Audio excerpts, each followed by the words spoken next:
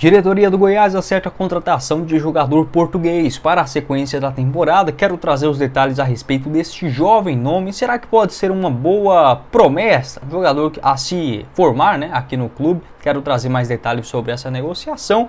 E um jogador, de fato, com uma trajetória alternativa aqui no país. Da mesma forma, falar sobre a última rodada da primeira fase do Campeonato Goiano, Goiatuba e Goiás, jogo difícil para o Verdão para consolidar a primeira colocação do estadual, e só uma vitória interessa, até porque provavelmente o Atlético também vai ganhar, então o Goiás precisa ficar atento também para levar essa vantagem, não só se tratando dos jogos de ida e volta, mas também buscar logo essa classificação para a Copa do Brasil. Quero comentar sobre as prováveis escalações, retornos importantes para o técnico Zé Ricardo e como vem esse time do Goiatuba. Só antes de começarmos o nosso vídeo de hoje, nesta manhã de domingão, eu peço para você deixar seu like aqui embaixo, também se inscrever em nosso canal, ativar as notificações e conferir o nosso canal de cortes do Goiás News. Lá a gente pega os trechos mais curtos de cada um aqui dos vídeos, coloque no máximo 4, 5 minutos direto ao assunto, sem essa enroleira tradicional e necessária aqui no começo do vídeo, tá? Conto com a sua ajuda também,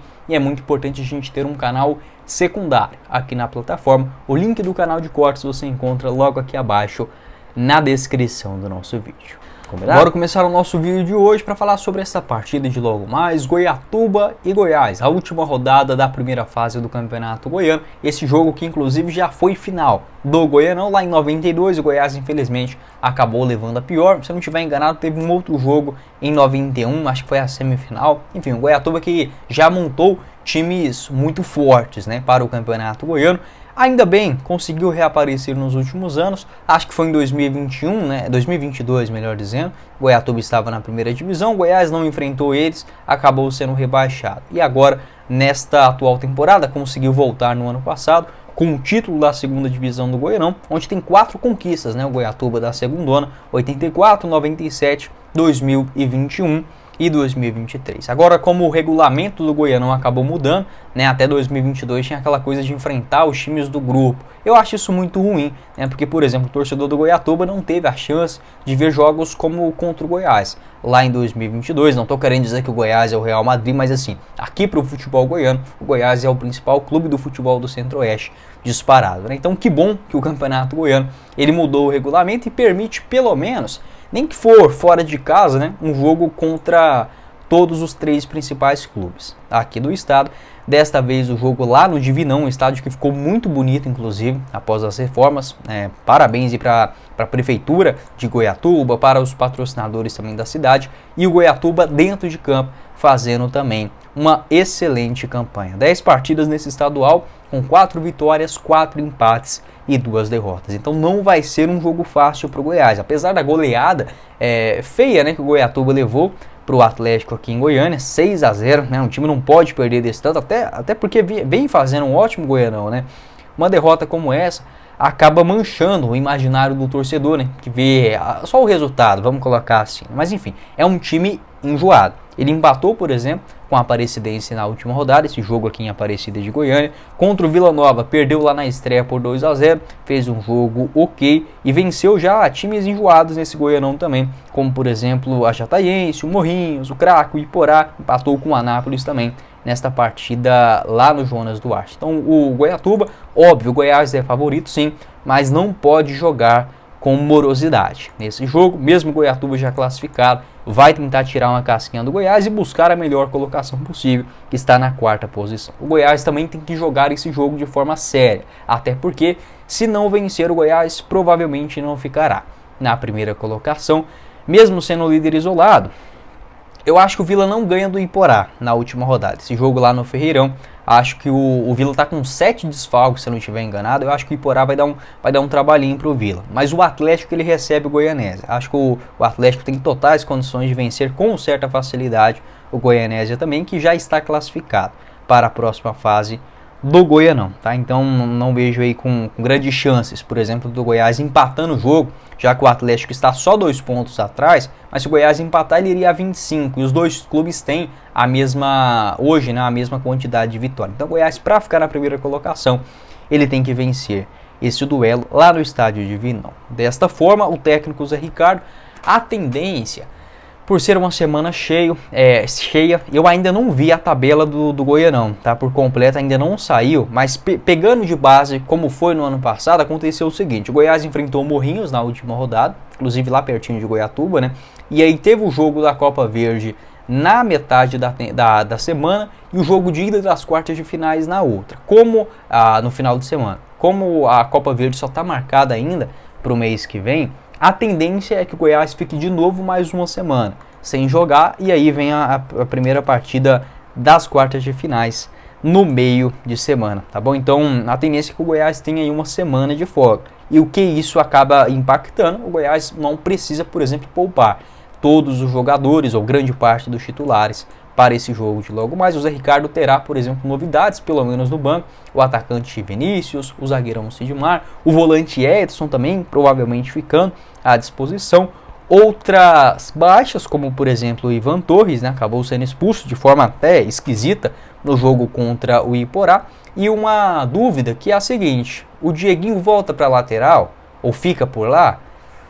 Provavelmente não, tá? Porque o Ivan Torres está suspenso, então o Dieguinho provavelmente terá que fazer essa função como um camisa 10 e voltando o Everton para a lateral direita. Eu colocaria a escalação do Goiás bem semelhante, esse padrão do Goianão: Tadeu, o Everton, Ian Souto e o Edu, né? O Edu vem jogando muita bola, não tem como tirar ele agora. Sander na lateral esquerda também. O Wellington, Juninho e o Dieguinho no ataque: Alano, Brenner Culano e o Paulo Baia. Uma provável escalação do Goiatuba, mais ou menos repetindo a escalação da última partida contra a Aparecidense, aqui no Aníbal Batista: Rafael Copete no gol, Everton na lateral direita. Acho que esse Everton é aquele revelado pelo Goiás. Dois zagueiros: o Rodrigo Milanês, ex-Vila Nova, e Iago. Elivelton Recife na lateral esquerda. Meio de campo: Gilberto Júnior, aquele mesmo também ex-Goiás.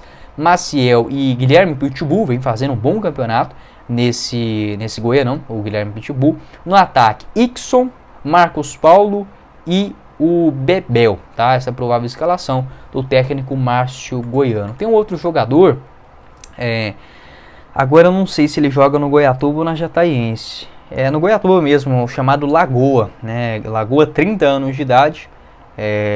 Pelo menos das partidas que eu assisti dele, ele foi muito bem. Na última vez que ele foi titular contra o Atlético, pode ser que apareça também nesse meio de campo aí contra o Goiás, um time enjoadinho. Esse do Goiatuba tem boa qualidade para sair com a bola nos pés, uma zaga também experiente. O Goiás vai precisar jogar direito. Não é impossível, não estou falando que enfrentar, o Santos lá na Vila Belmiro, não é isso. Mas para os padrões aí dos últimos jogos, o Goiás não pode tirar o pé do acelerador, como fez, por exemplo, no último jogo contra o Iporá, e é um jogo fora de casa também. Bom desafio, eu gosto de jogos com essa característica. Lembrando que faremos o pós-jogo aqui em nosso canal, jogo domingão às 4 horas, ali por volta das 6h30, já entro ao vivo com vocês. Combinado? Para completar o nosso vídeo de hoje, quero falar sobre uma contratação de um jogador ex-América Mineiro e que é de Portugal, né? Ele de fato é português. Estou falando sobre o goleiro Pedro Borges, ou Pedro Boaventura, 17 anos de idade, chega para o time sub-20 do Goiás após uma boa passagem pelo Coimbra, não o Coimbra de Portugal, mas o Coimbra aqui do Brasil, de Minas Gerais.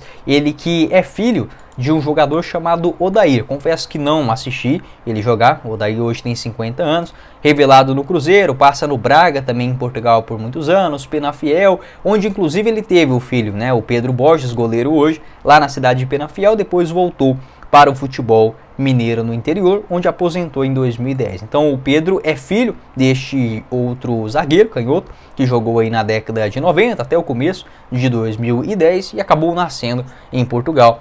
Tem essa dupla cidadania e esta curiosidade. A informação foi confirmada pelo Vitor Pimenta, do Mais Goiás. Um abraço aí para o Vitor, que afirmou que o jogador chega em um contrato não profissional no Goiás. O que isso quer dizer? A diretoria do Goiás, obviamente o principal responsável, o Eduardo Pinheiro, diretor máximo das categorias de base do clube, observou uma boa qualidade no goleiro Pedro Borges e contratou ele para um período de testes. Isso é natural no Goiás nos últimos tempos, onde jogadores chegam e pode ficar aqui, digamos, 1 mês, 2 meses, 5 meses, vai depender, né? A diretoria avaliando junto com a comissão técnica o seu rendimento nos treinamentos e optando futuramente entre assinar ou não um contrato profissional definitivo com o jogador. Vale lembrar que agora o Goiás voltou a ter finalmente o selo de clube formador da CBF. Isso dá uma garantia tremenda, muito maior ao clube para não perder o jogador de graça ali com 14, 15, até uns 16 anos de idade. Então isso é muito bom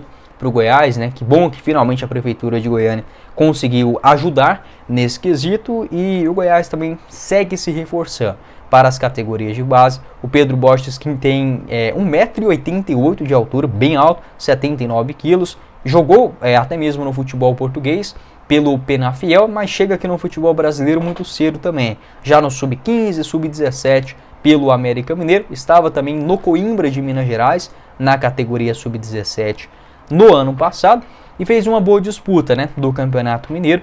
Foram 18 partidas no Mineirão Sub-17, 20 gols sofridos, tá numa média bem interessante, e acabou despertando o interesse do Goiás, contratando o jogador para esse período de testes. Lembrando que no Sub-20 o Goiás também conta com um bom goleiro, né, que é o Catula, tem o Ezequiel também, que acabou de subir para o profissional, e o Goiás que começa o Campeonato Goiano Sub-20 no dia 1º de março, tá? Visita o Itabiraí, esse jogo fora de casa, às 15h30 no estádio Rio das Pedras. O Goiás, que a tendência é que nessa primeira fase do Campeonato Goiano Sub-20, do Sub-17, mande os seus jogos no CT, tá? Ali do CT Edmo Pinheiro. Alguns são abertos para a torcida, eu vou ficar aqui atento, eu quero ir num jogo do Goiás Sub-20, mas os horários são terríveis, até para mim que trabalho assim, digamos, de forma remota, né? Eu venho aqui, posso trabalhar em qualquer lugar, mas você tem um jogo terça-feira, 1h30 da tarde, sabe? É um horário assim horroroso. Espero que isso mude. Esse jogo, pelo menos na estreia, já é 3h30, né? Tem partidas aí na parte da manhã. Se fosse no finalzão de semana, era um pouco melhor. Entendo que não tem iluminação, não tem como você jogar às 4, 5 horas todas as vezes, mas acaba ficando um horário muito ruim para o torcedor. Enfim, mas pelo menos na fase final, o Goiás, sob o Eduardo Pinheiro aí também no comando, ele aprendeu isso. As finais, jogar no campeonato, no estádio da Serrinha. Isso é muito bom para os garotos também já ir pegando aquele ritmo como profissional. Pode deixar a sua opinião, essa contratação que, sem sombra de dúvidas, é de fato bastante alternativa. O goleirão Pedro Borges, Pedro Boaventura, o português. Vamos lá de novo? Bom, esse foi o vídeo, espero que vocês tenham gostado. É normal aqui, né? Terceiro vídeo em sequência. Não esqueça de deixar seu like aqui embaixo, também se inscrever em nosso canal, ativar as notificações, conferir o nosso canal de cortes. Vou deixar todas as informações na descrição do nosso vídeo e também no primeiro comentário fixado. Quem falou com vocês foi o Guilherme e nos vemos em uma próxima oportunidade, meus caros esmeraldinos. Valeu, galera!